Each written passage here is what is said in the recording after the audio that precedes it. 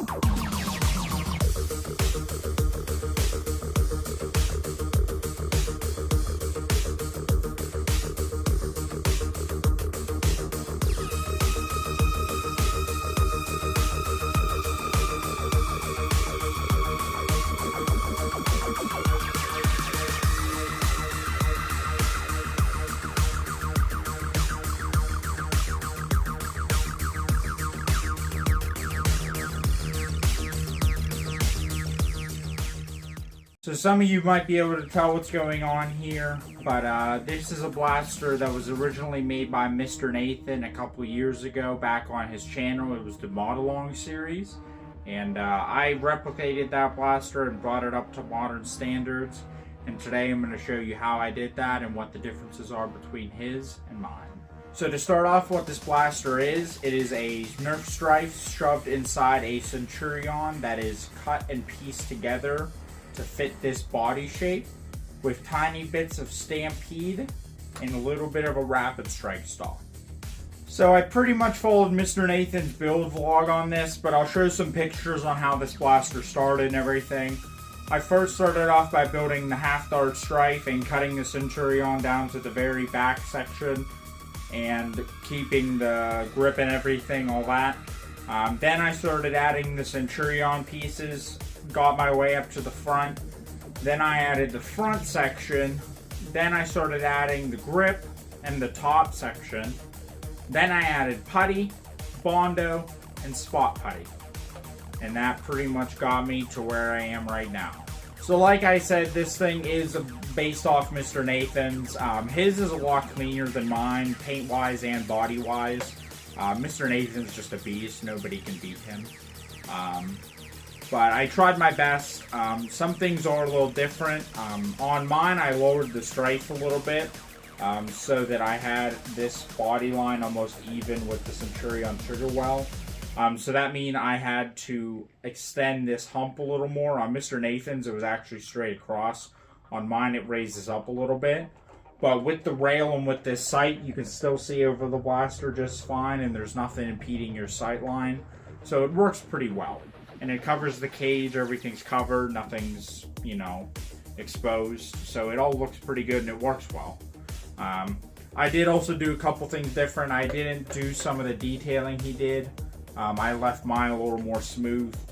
He did some polystyrene sheeting on the sides and I did not. He also added an LED, which I did not do. I'm not the biggest fan of LEDs, so I don't really add them that much to my blasters. So this blaster was definitely one of the toughest integrations I've ever done. It took a lot of patience and a lot of trial and error to get it right, and patience is something I really don't have these days, so it was very tough, but I managed to get it done. It's just mainly the Centurion, getting the Centurion cut up and straight and everything around the Strfe. That was the main hurdle. Once I got that done, it pretty much flew. I got this done in about 3 weeks, so I'm pretty happy about that. Not a lot of backburn projects. I have a lot of backburner projects. This one's not one of them. I finished this one up pretty quick. So if you want to see the integration, I'll show it here. I also have the clips in the beginning, but it's a very clean integration. Not a lot of errors. A lot of paint errors, but not a lot of errors in the integration itself. So basically, like I said, this thing is a Strfe. So basically, it just runs Strfe internals. So right now, it's running a Serenity cage with original MTB rhinos with the Serenity wheels. And then it's running a solenoid pusher that can be selected from semi to full auto. And that is simple as just a flick of a switch. And then it's running genuine Omron switches for the trigger and rev switch with 16 AWG silicone wiring, all wired up to an XT60 connector. So paint-wise, this is a Rust-Oleum color-shifting blue with some Citadel blues and black scruffed on top of it to mimic weathering. The reason I did that is because the color shifting acted a little funky because I sprayed it in cold weather. It's the middle of winter right now in Pennsylvania, so it's very cold. So the color shifting paint didn't work exactly the way I wanted, but with the other paints on top of it, it actually kind of looks patinaed in real life. The camera makes the blues look a little more apparent, but in real life it's a little more subtle. It does look very good, and it's a very cool looking shell. The yellow is a Citadel yellow, and the pink is a Citadel pink, all sprayed over with a 2K clear coat. But yeah, I built this to be pretty much another competitive blaster, and I also built it just to challenge myself in the integration. This is a very tough integration. If you can replicate this, you have my respect. But it's pretty much a competitive grade blaster. It hits 150 FPS, semi-full auto with a solenoid. It's just as good as any 3D printed blaster, maybe a little rough around the edges because it's handmade, but it functions very well, and I would be comfortable handing this off to anybody and letting them use it in a war. It performs that well. So to operate this blaster, you first insert a LiPo into the battery tray. I don't have a screwdriver, and my LiPos are downstairs, so I'm not doing it right now. But you open this up and you get to the XT60 connector. And then to fire, you rev the bottom trigger, and then while holding the bottom trigger, you rev the top trigger. And that fires the solenoid off. And depending on if you're in semi and full, it'll either give you one dart pull trigger pull or multiple darts pull trigger pull, depending on which way the switch is positioned.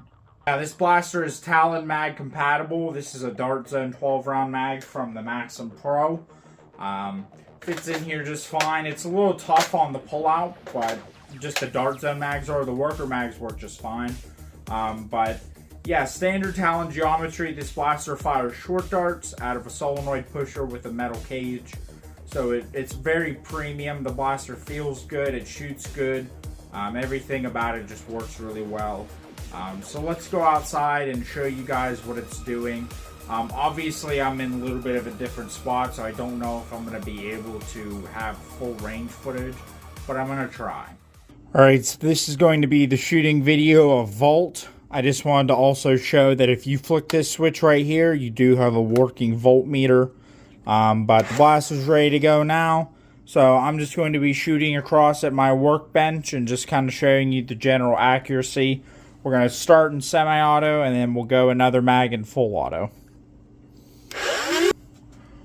Wouldn't be a prickly video without a mishap. I'll show you what's going on. I'll be completely honest about it. So, I'm in semi right now, and nothing. But if I go to full auto,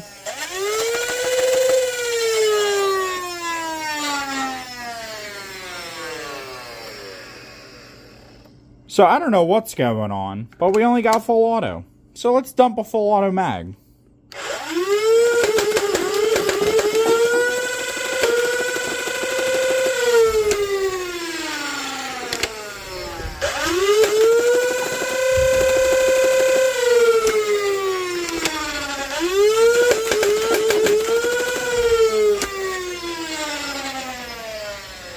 And the reason it's firing inconsistent is because it's too tight at the top.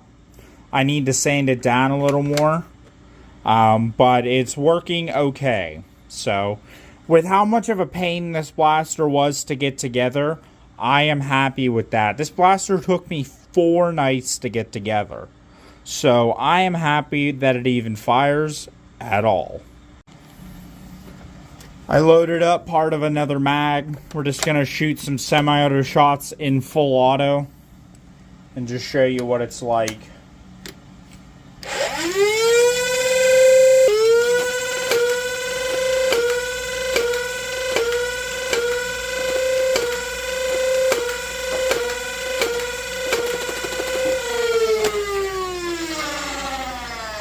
So yeah, it's still working pretty good. but it just needs some more fine tuning. Just give me some more time and this thing will be able to war near you. Yeah, guys, I hope you enjoyed looking at my newest blaster, Vault. That name is inspired by Fallout. This kind of is like a Fallout inspired paint job. So like Vault, you get it. But yeah, so I hope you guys enjoyed the video. If you guys like this kind of content, please like, comment, and subscribe. And if you want to see more crazy mods like this, just go ahead and drop a comment. I have a couple more videos planned. I just have to film them. So I'm going to try to keep populating the YouTube channel. Just give me some time. Thank you guys again for watching. And as always, have a great day.